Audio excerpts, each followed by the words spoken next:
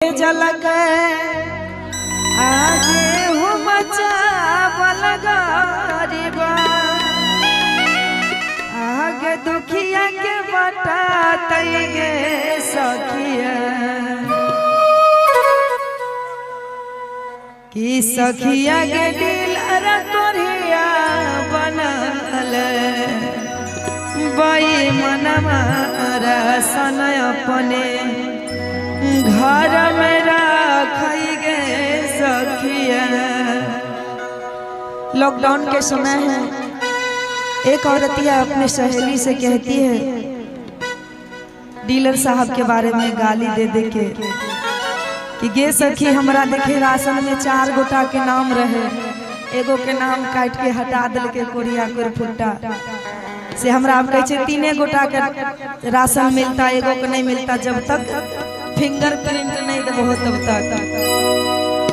और आइए बड़ा ही वियोग में कहती है बेचारी कि मोदी जी भेजलक गेहूं मचावल गरीबा दुखिया के बताते गे सखिया गे सखिया गे दिलर लोहिया ओई मनरा सनया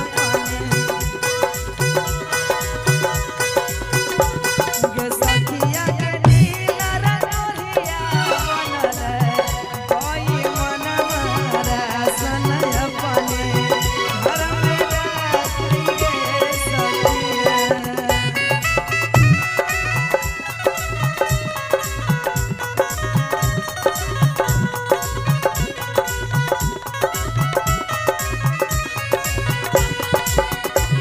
और ये है रविंद्र कुमार रवि जी ठेकेदार, यहाँ की तरफ से 500 रुपये का पुरस्कार है।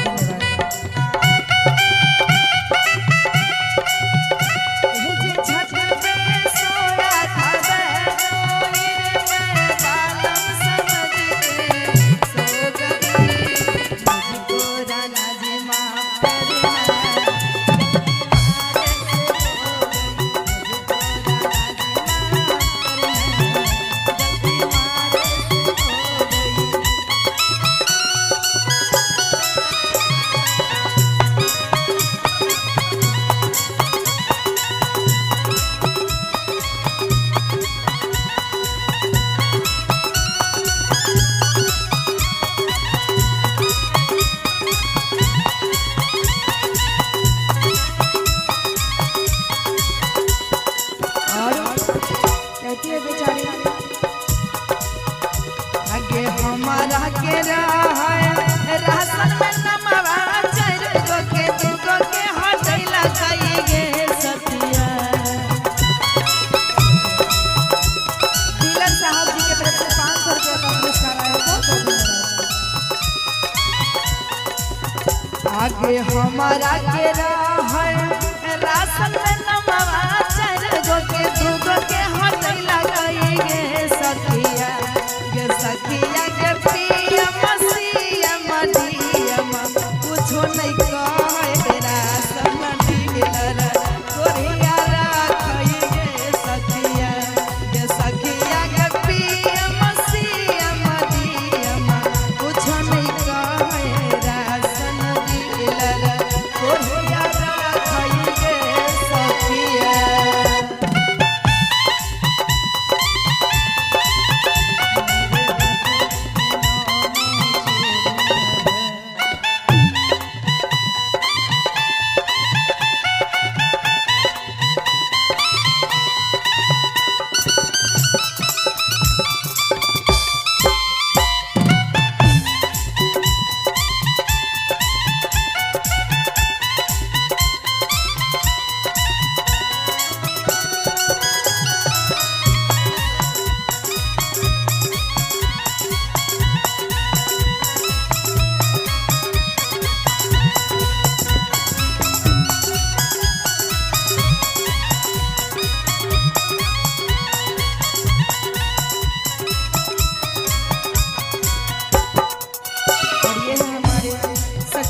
यादव जी समाज सेवी हैं, इनकी तरफ से 500 रुपये का पुरस्कार आया है।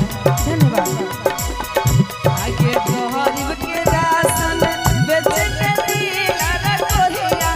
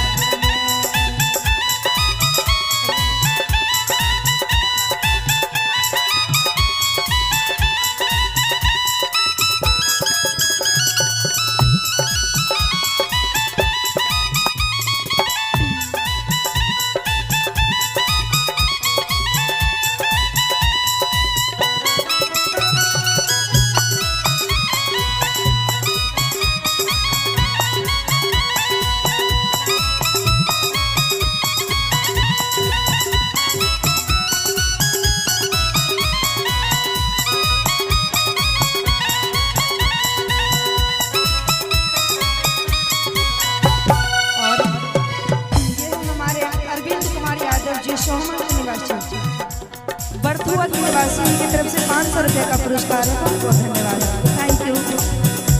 आगे गरीब दुखिया सोचे छे अपना घर में बनबैले भनसा गे सखिया।